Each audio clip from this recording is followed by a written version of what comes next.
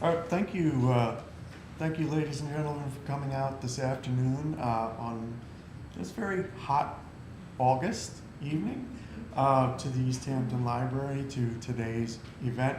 Today we have with us Dee Slavutin, who's published her new book of poems, Suddenly Deciduous, from Finishing Line Press. And before we begin, just a little bit about Dee. Dee has written 2 full-length poetry collections, Wingspan, Search for Food and Suddenly Deciduous, which was published in this year, 2006, by Finishing Line. Dee has a master's in literature from McGill and an MBA in finance from Fordham. And at McGill, Dee founded Cyan Line, a poetry magazine, and served as editor while completing her degree. She was a grant recipient in 2024 from the Ruth Weiss Foundation as a finalist for her poem, Aging in Haiku. And she's curated the East Hampton Poetry Marathon for 5 years, a summer series of poetry readings. And if you'd ever like to see some of the past ones, there's a number of them on YouTube, on the East Hampton Library's YouTube, along with some other poetry events that we've had over the years. Nice to look back on that. She was president of a boutique financial service company for 30 plus years, and presently lives in East Hampton and New York City with husband Lee, and they have 2 grown children. And without further ado, I'd like to turn over today's reading to Dee Slavutin. Thank you, Steve.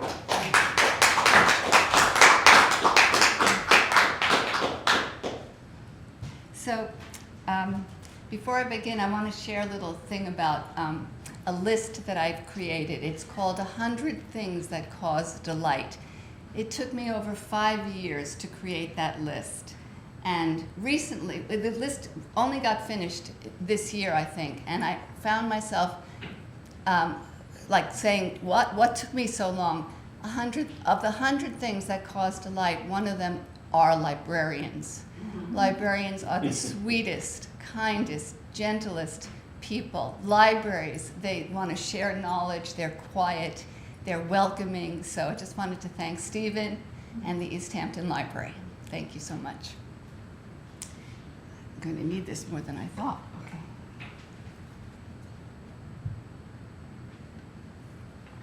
Okay. So what I'll be doing today is I'm going to share 3 poems about my writing process. I'm always sort of stymied and a little bit excited when people say to me, how did you become a poet? You know, how do you write a poem? I don't understand. I tried to write a poem once and I couldn't do it. And so I kind of went through all my work and I found poems that express my, my experience as a writer of writing poetry. And I found 3 themes. One is seduction, another is inner journey, and the third one is birth. So I'm going to read you 3 poems that talk about my process as a writer. Then I'm going to read you 3 poems that are just about having fun, delight. You know, you don't have to think, you don't have to worry, did I get it, didn't I get it? They're just fun poems. From there, I'm going to share 4 poems from my book, Suddenly Deciduous, which came out this year. So without further ado, I'll start with 3 poems that talk about my process as a writer.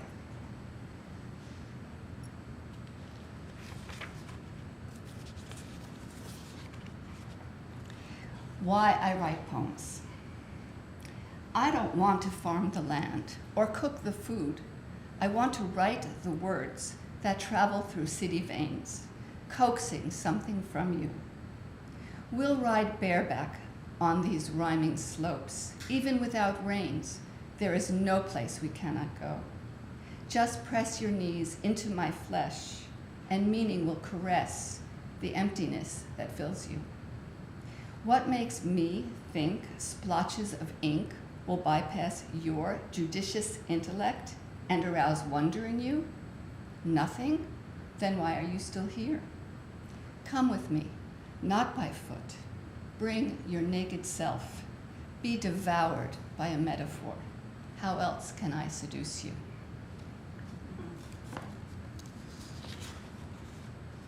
Cashmere Night. I cannot tell if a plump leaf is on the table or if it is a withering thought. Is the hour turquoise or gray? This stillness, soft as cashmere, wakes me, beckons, use me.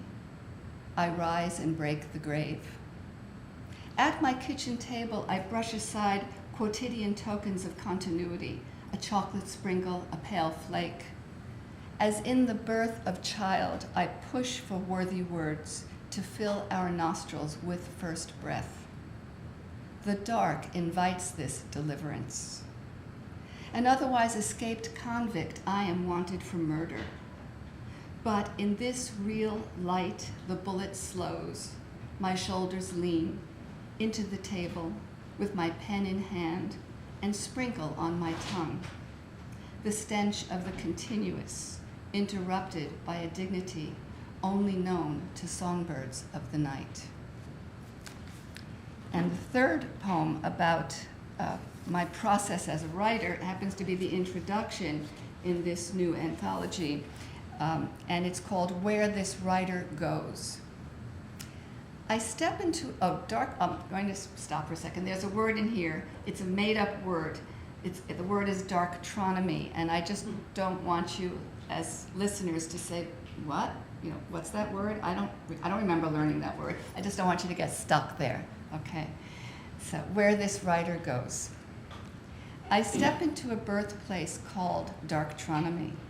No horizontal, no vertical, no entry point, only inside. Untethered, I roam with the invisible new moon. Blackness lights my way. Obsidian vapors hurdle me beyond the already told. Escort me to a blank white page where I aim to collide with you. Join me on my weightless journey. My words orbit just for you. They are not distant. I've left them here for you to touch.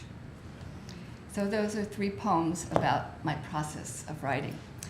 Now 3 poems that will just absolutely, hopefully, make you deliriously happy. Okay.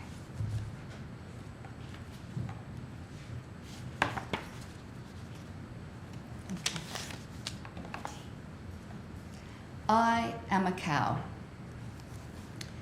I am a cow. There is nothing I must do but eat the grass and gently remind the flies I prefer they find another ass. I am white and brown and very large, my clout determined by my size and no less the color of my eyes. My chin flesh arcs a vast dominion, my voted most likely to succeed by unanimous opinion. The mother of 4, I've been called a whore, my swaying stride a source of pride and obvious attraction. My owner confides he fondly drinks my milk. I polish my hooves a bright magenta to match the blush pink of my nose. I sunbathe weekly without SPF and meditate to elevate my repose. Considering there is nothing I must do, I'm rather busy standing in tall grass, monitoring my chews. I swallow twice so my milk mellows and my fat-filled butter turns bright yellow. I would not trade my life with you. You speak to defend all you do. As for me, I only have to moo.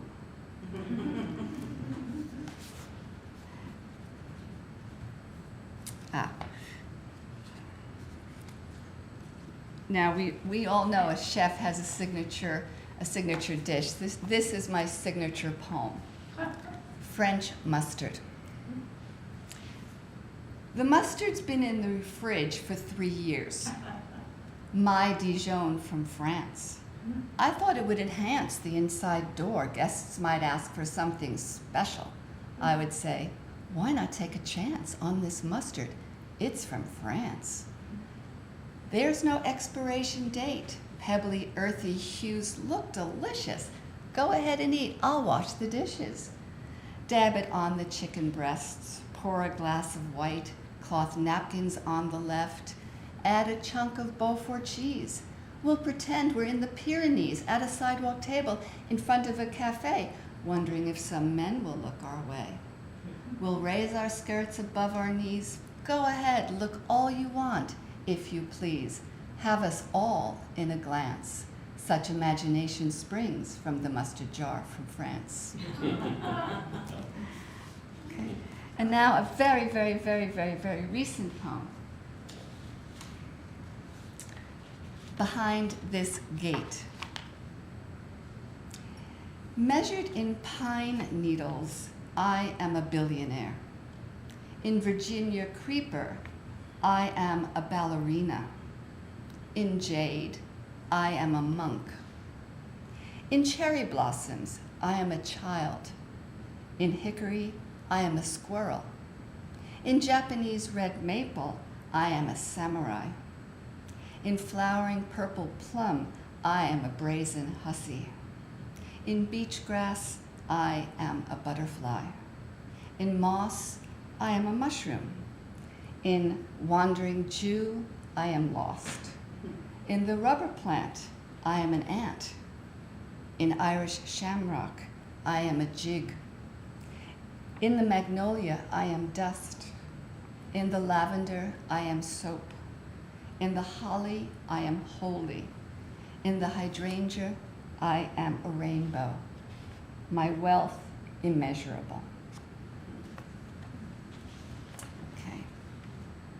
So from here, I'm going to go to this most recent collection and read you 4 poems, one from each section. There are 4 sections, one on aging, one on nuclear family, one on animals of any kind, and one on reflections. And after this, we'll take a little pause, and then from there, I'm going to introduce you to something called a chap book, if you've never heard of one. Okay, so on aging, this is the next poem. Aging tree.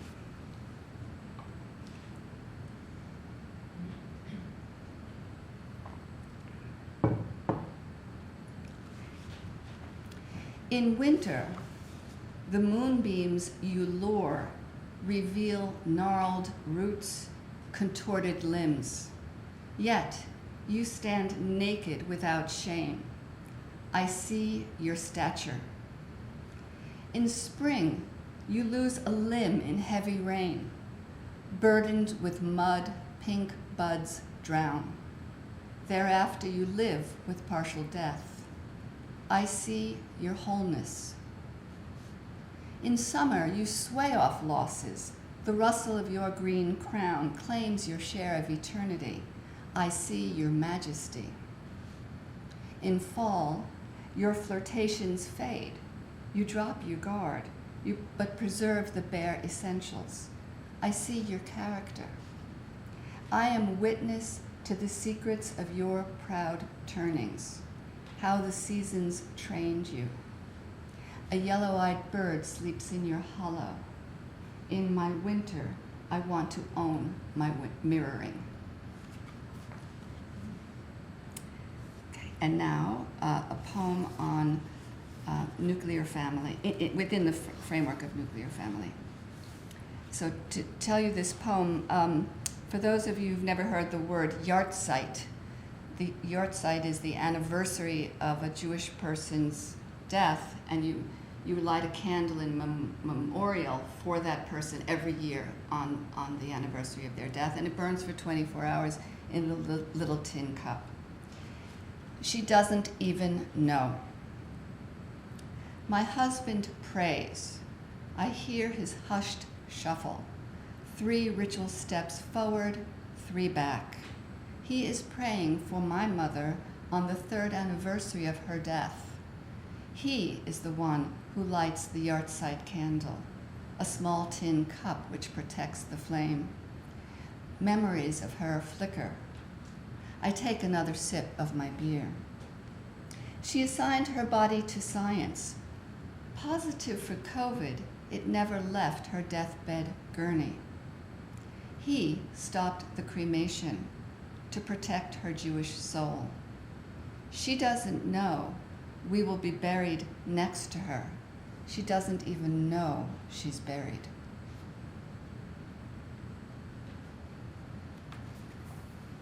And now a poem in the section on reflections. Evening Fire.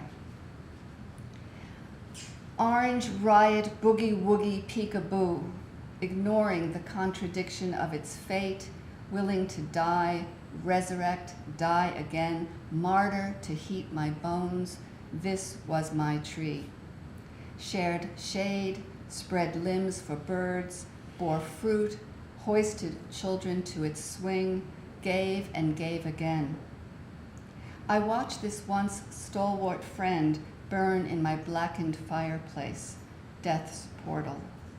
Tomorrow I will sweep its quiet ash, silken to the touch, reminded of impermanence. When I am disassembled, will I feel like silk? Did I provide sufficient refuge for those I loved?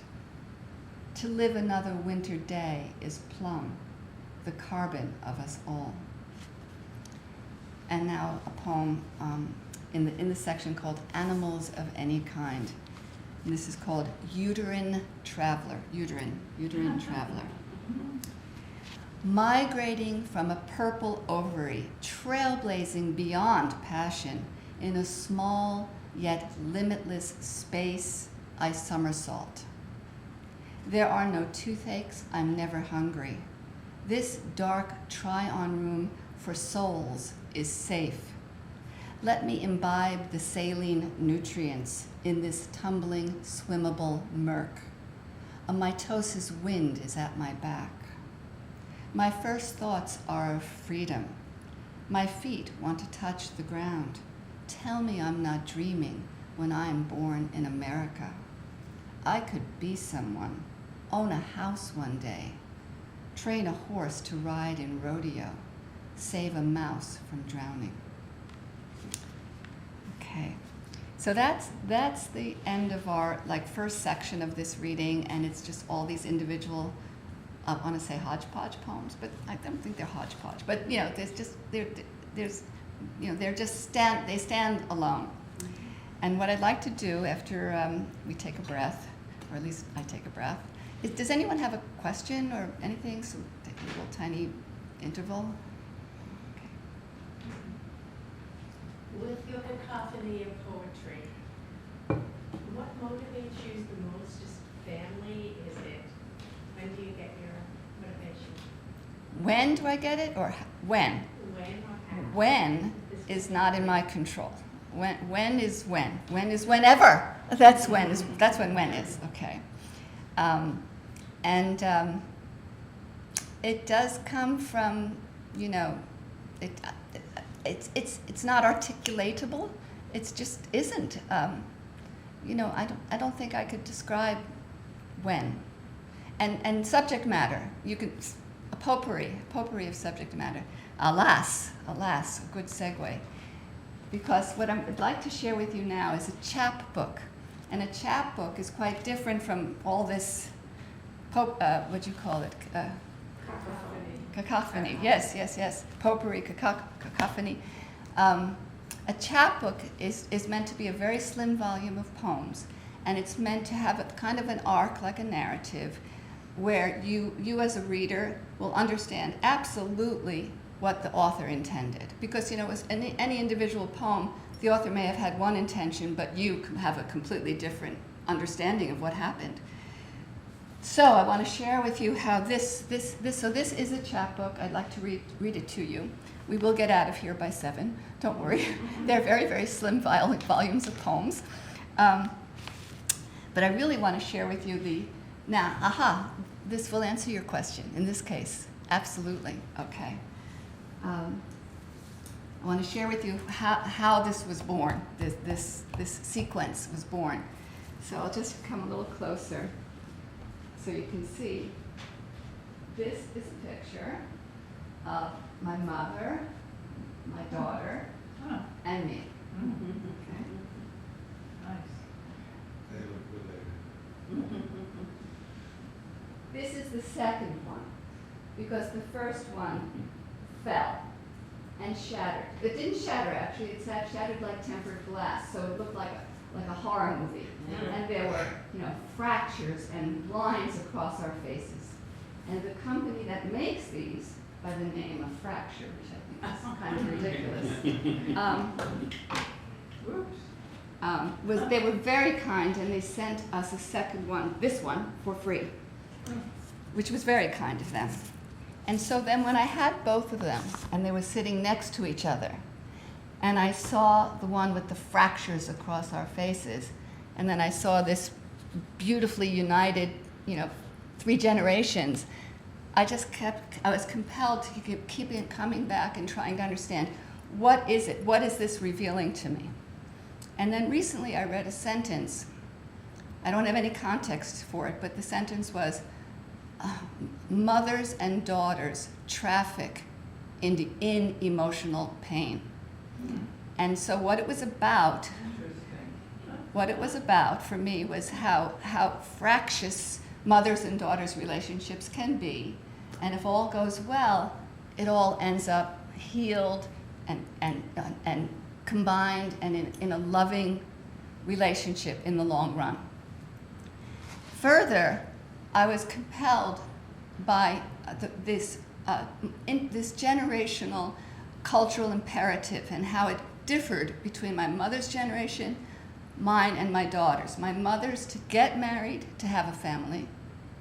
Mine to get an education, to have a career.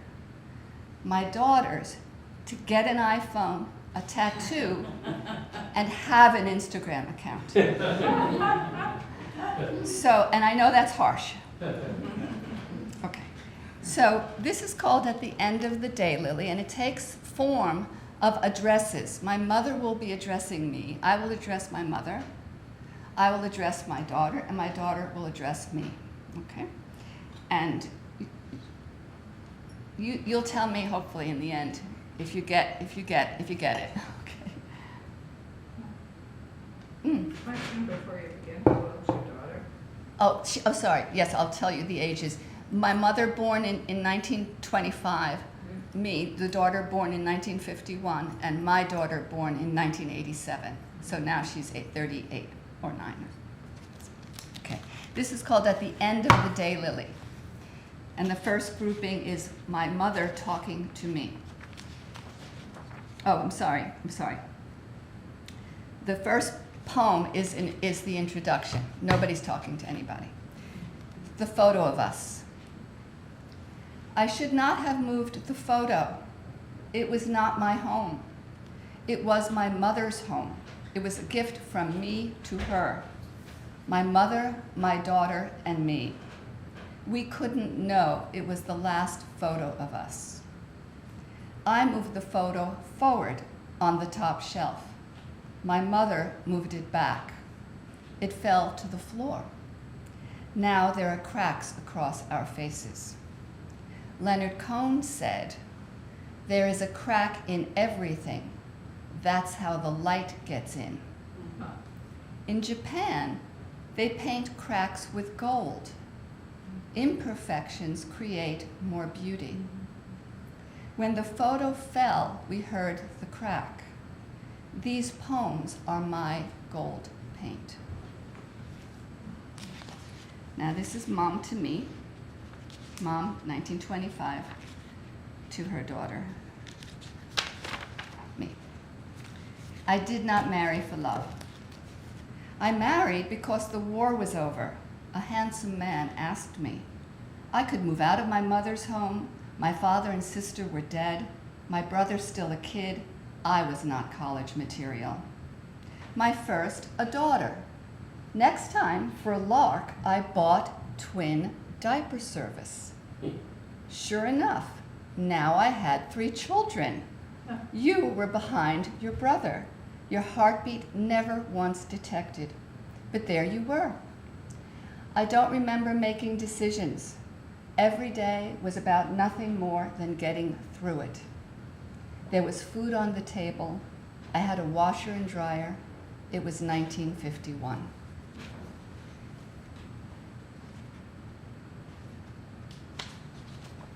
Man overboard.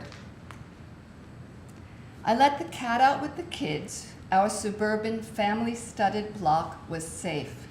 I lay down on the couch to read a book. I never planned a vacation. Maybe the laundry is dry. My husband is supposed to be the breadwinner. I'm supposed to be at home. I am.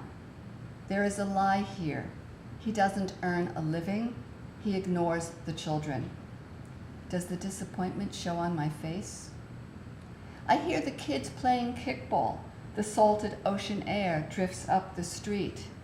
I'm not going to leave. I've been treading water for 18 years, trying to untangle the net I'm in. I asked my teenage children what they wanted. None of them wanted their father. Majority rule, man overboard. Laissez-faire.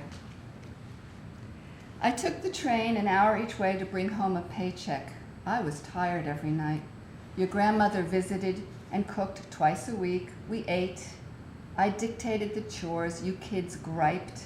The years went by. I cooked bacon on Sunday. Cigarettes cost 28 cents a pack, so I smoked. When you were 16, I knew you were sleeping downstairs with your boyfriend. He had a car. We needed it to go to the supermarket. You were high on marijuana. I didn't try to stop you. I let you go to Woodstock. He took you off my hands. Fair enough. Your tuition was paid by the state. Your twin brother drove to California.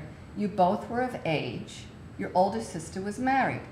I sold the house, moved to a New York studio apartment, decorated it in hot pink and orange velour.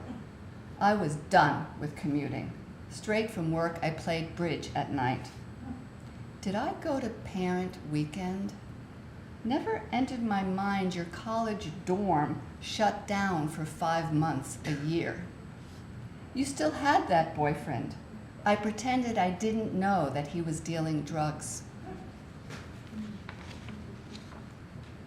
You never told me. I thought you thought I was a good mother. I got you braces, horseback riding lessons, and in a pinch, party shoes. I coughed up the cash at the New York City Pound when you parked in the diplomat zone. Didn't even flinch when you crushed the passenger side door. When I remarried, we sent you to graduate school in a Kelly Green 2-seater Fiat with an AM/FM radio, then for a backpacked European summer. I thought, you thought, your life was now as good as mine. All I knew till then was the dog paddle of survival. Manage the chop, get strong, stay strong. You turned out to be a great swimmer. Don't you owe me that?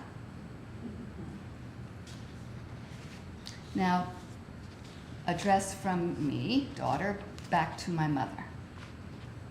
Can't put a finger on it. There was no cruelty, no flagrant fighting, never a standoff or storming off. I didn't run away, but the animosity was there, a quiet antagonism like mist. How I wanted my best friend's family. They took vacations, got presents, ate in restaurants, ordered Chinese food in on Sundays. Her mother displayed her report card on the fireplace mantel. Her mother was more excited than you were when I got my period for the first time. After school, I came home to an empty house. Every man for himself. It was my first motto. I always felt alone.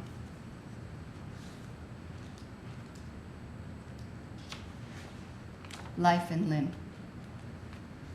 I wish I could remember your parting speech when you were elementary school PTA president. They gave you a 14-karat gold necklace. That makes you sound involved. I don't think you were.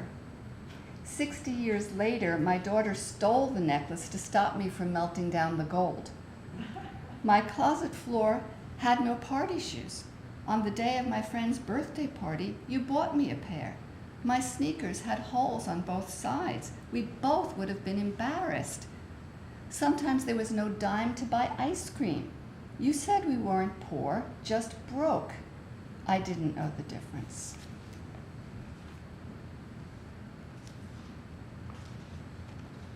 For sale. When I was 14, you flew to Mexico, came back a bleached blonde divorcee.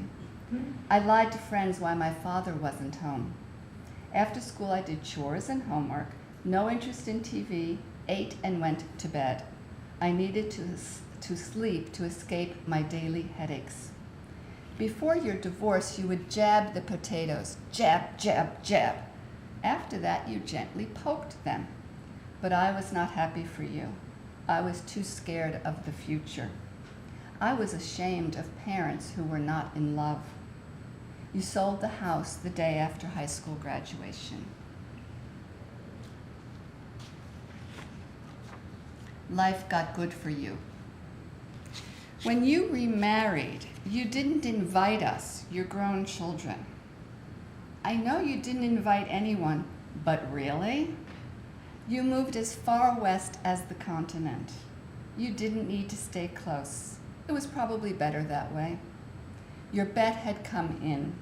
You came east for babies, stayed in fancy hotels, gave us cash. We packed up once a year to visit. You made turkey soup for my kids and buttered corn on the cob. They rode the Santa Monica Ferris wheel. Sounds like it was supposed to be fun. In pursuit of family, my pounding headaches returned. How could I force love out of survival? Was it too much to expect?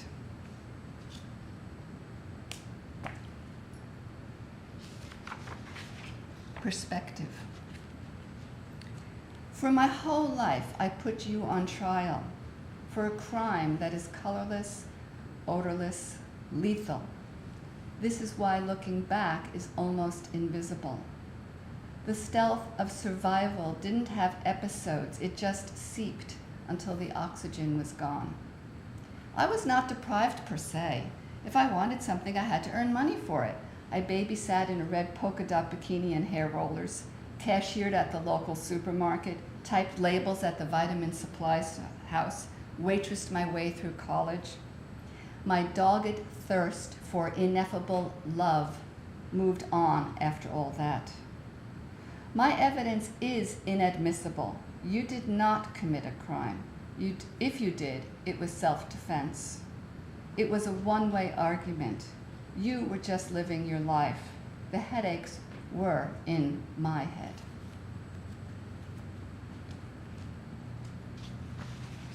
Bonds. We are both old now. Your second husband is dead. My frequent visits are headache-free.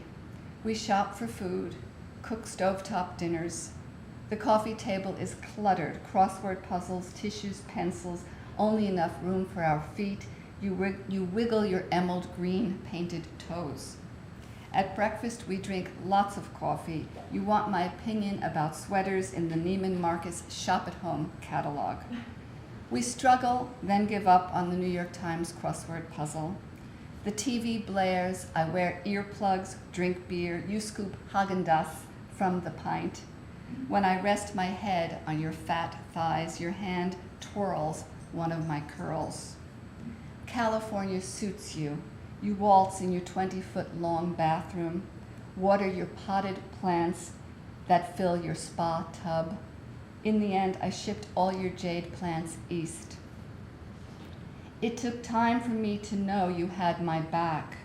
We mostly don't notice how bare winter branches shape the tree. Immortal kisses. We had a ritual. You blew kisses. I caught them like a skilled outfielder. That will always be true. Do you remember those kisses blown from your lips? Their wings still flutter. Frolicsome baby birds, giggling, rolling, nesting. They are your immortal kisses. I caught them, I tucked them, I didn't realize how deep.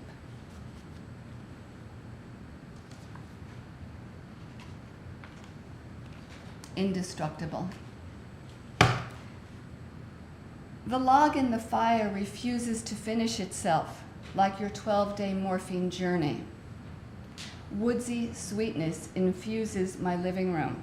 It burns without sound. After you chose to die, your lips never moved, but I heard you. A voice whispered in my head, I did my best to love you. With great commotion, desperate for closeness, the flames hug the log. I have become you, my daughter becomes me, each of us a nub of carbon that will not burn. Now, me to my daughter. Just need.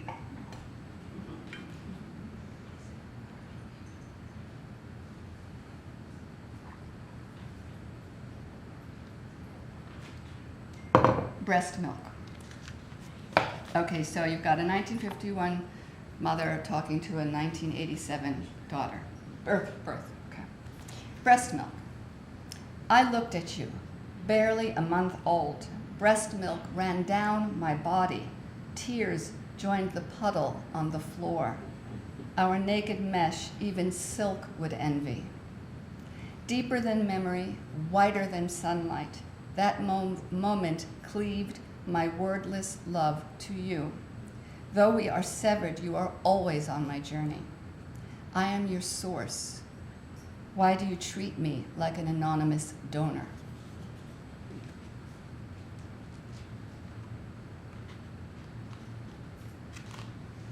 What did you say?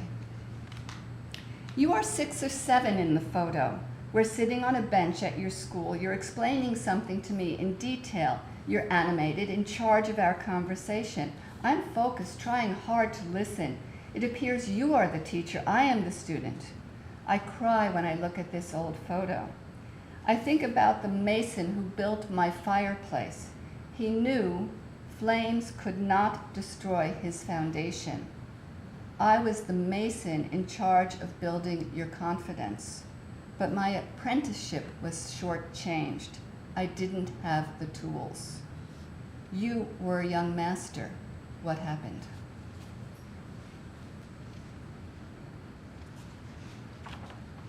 Something's up.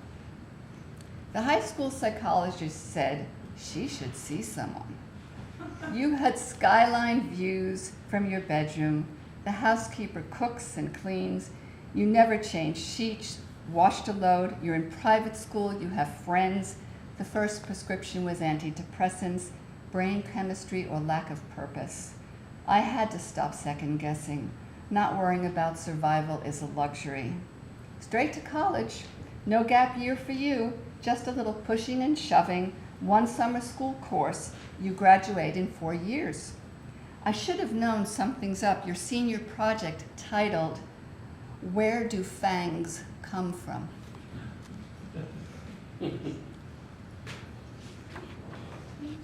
Supermom fallout.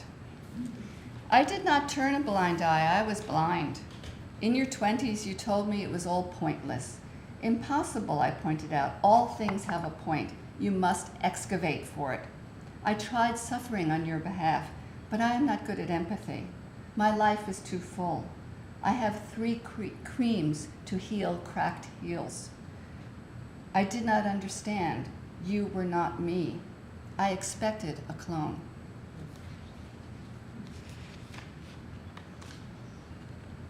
We really didn't know.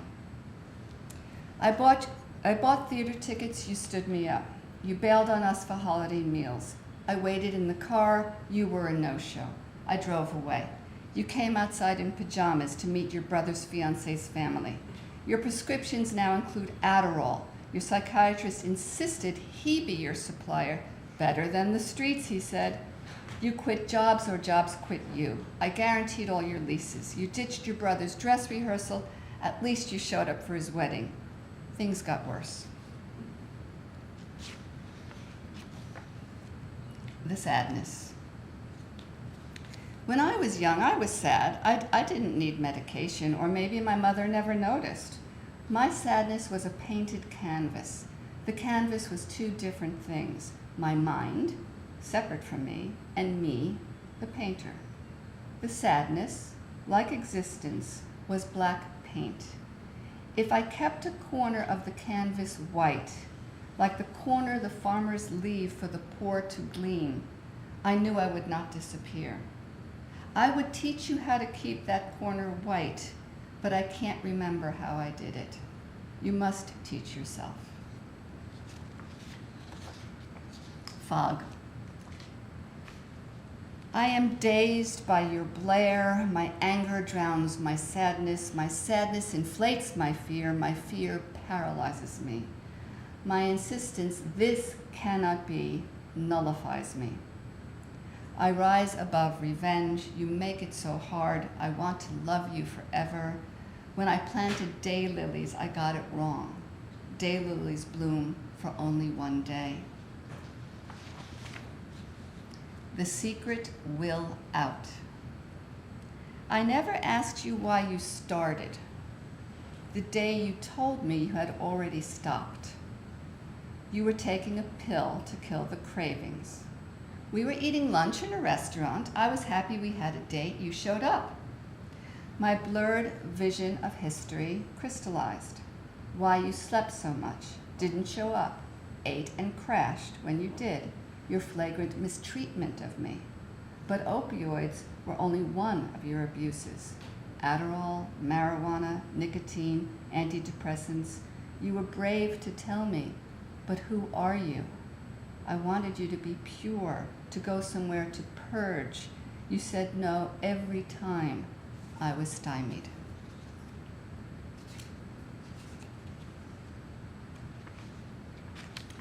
Cancer came to you. Out of nowhere, quickly, at age 33.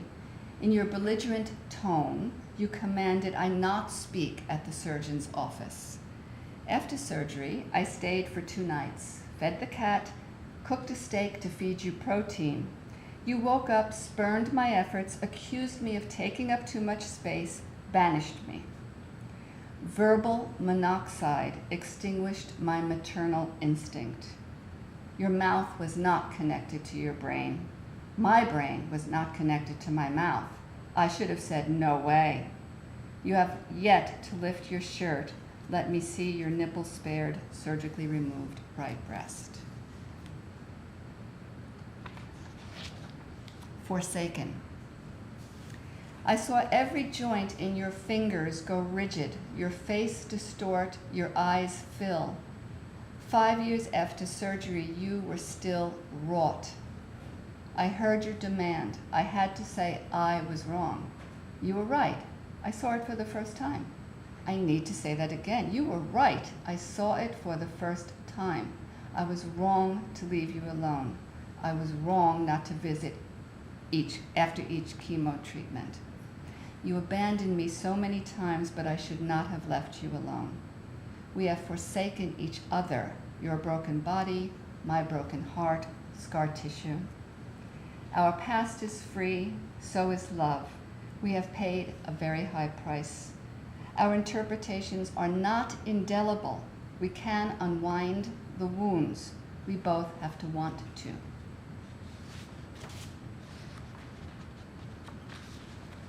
I have no bio.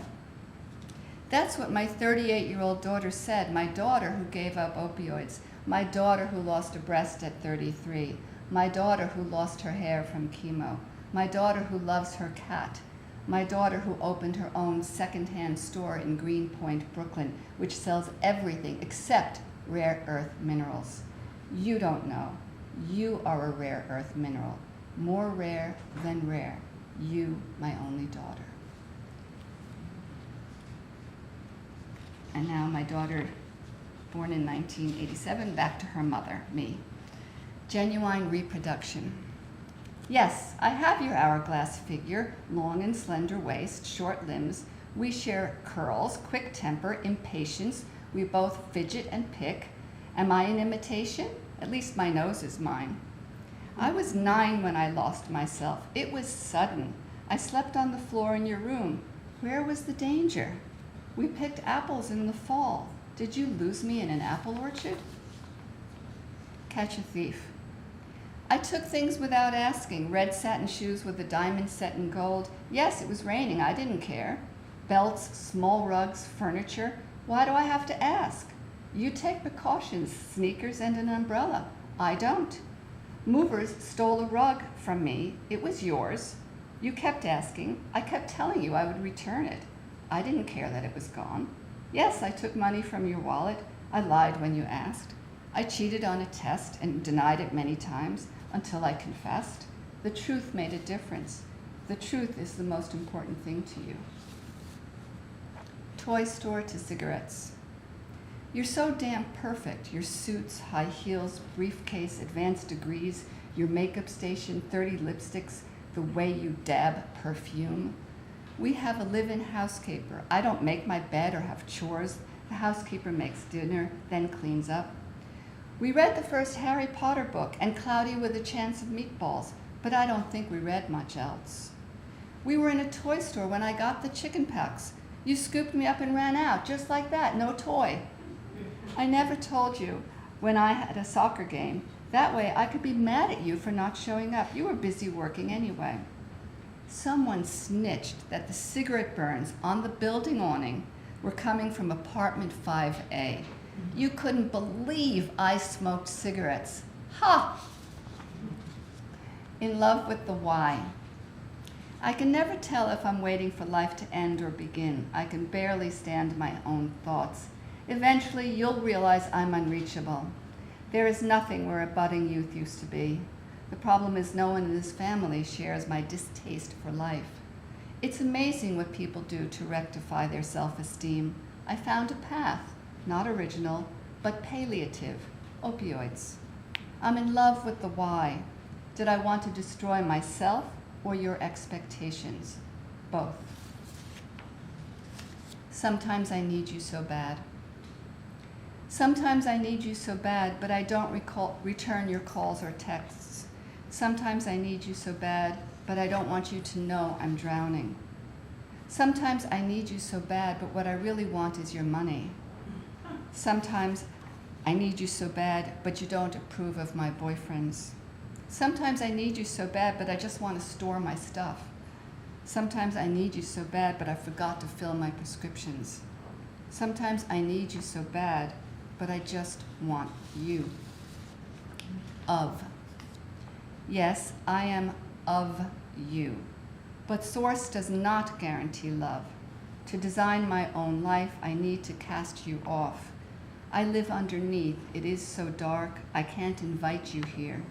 I snuff out the light you offer. Sometimes when I reach for you, I come out from under. Please hold your ground. Stay with me until the echo of our amends closes our chasm. I promise to love you as best I can. You know what I mean, the way your mom loved you.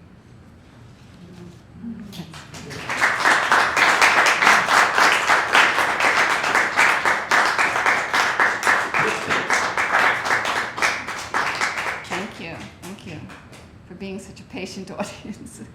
Thank you. Well, any questions? Comments, questions, of course. I thought the chapbook was wonderful, and I don't know how you have the courage to share all that. Well, with my daughter's permission, number one, you can be sure I would never, ever do this. With, you know, she's very artistic, and she said, if this is, she said, it's your artistic expression. Of course, I'll never stop you. She said it like that. Peter. My sister's a poet, and she, at one point a few years ago, she wrote poems that were about her nuclear family, and some of them were about me. And she sent them to me, and I read them, and she had all the facts wrong. Oh. But I realized, I talked to her about it, I realized that didn't matter. That this was her,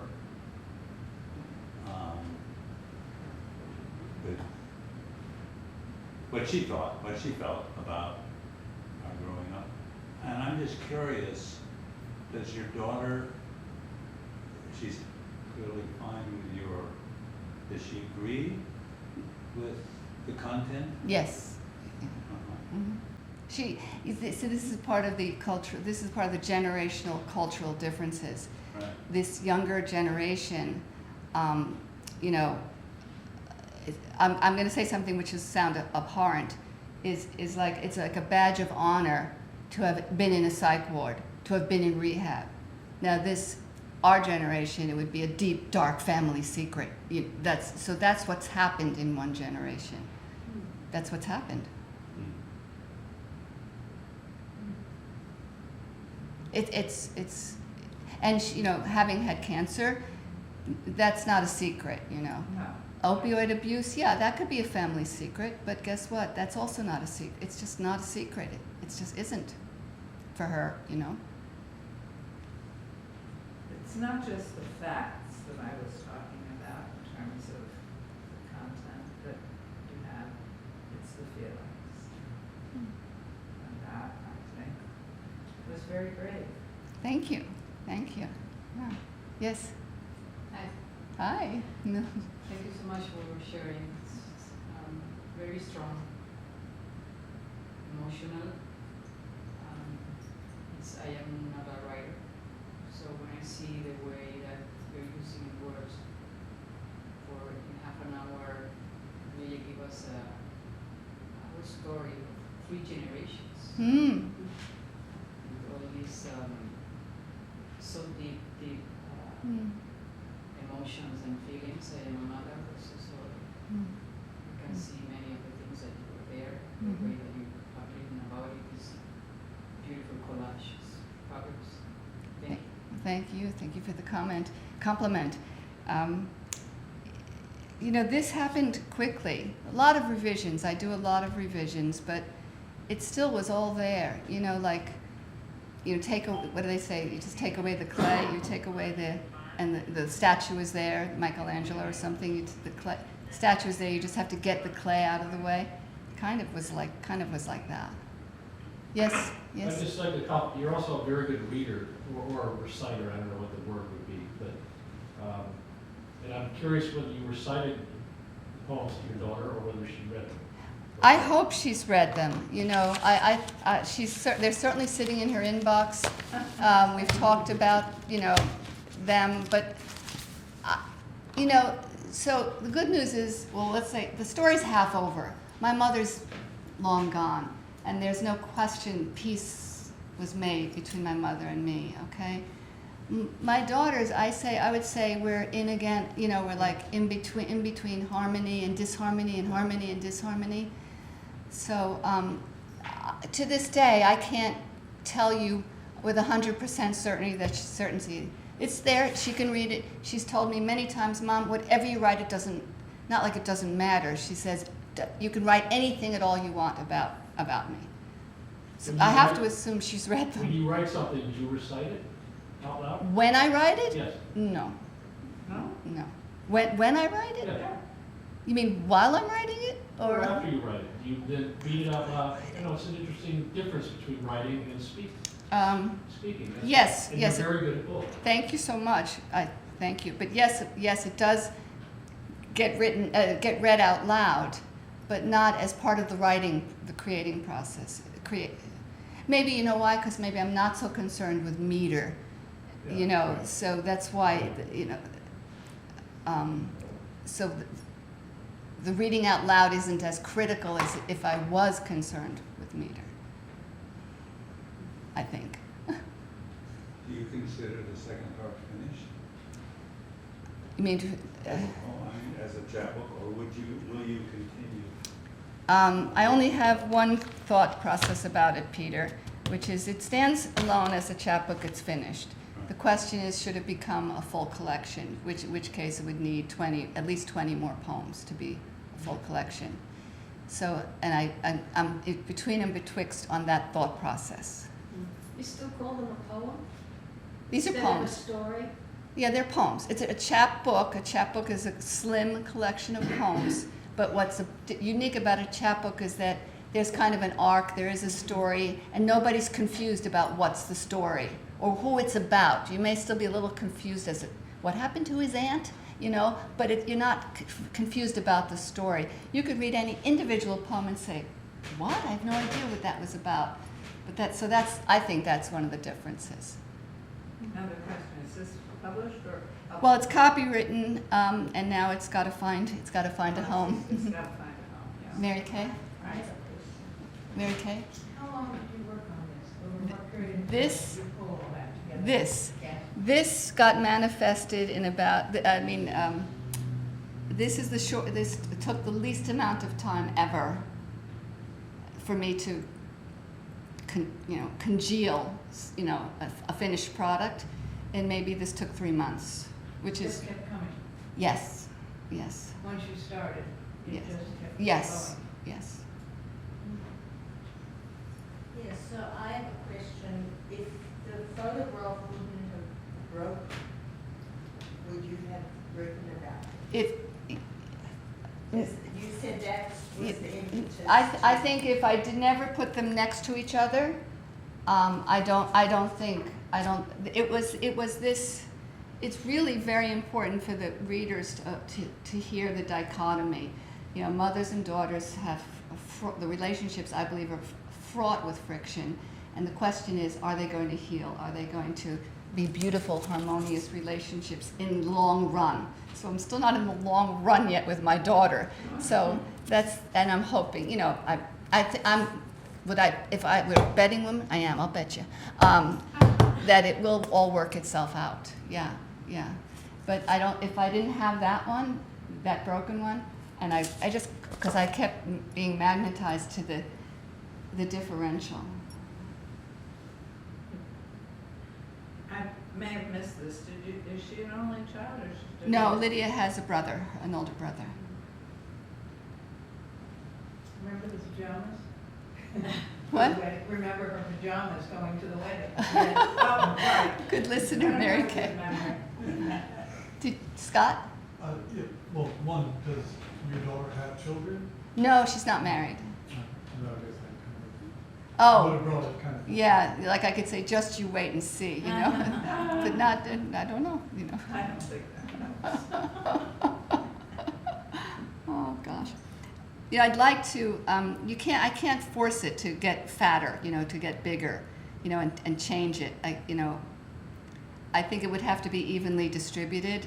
So there's 4 speakers, so 5 more poems each. It doesn't have to be exact, but in my head I keep tossing it around, what would they be about?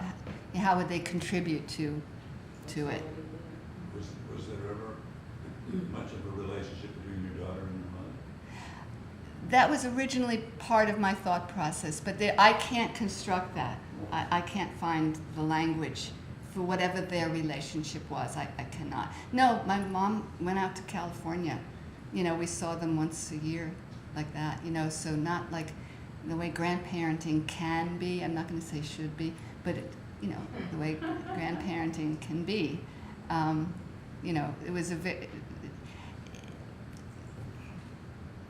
so there. And Lee's from Australia, and his parents were in Australia.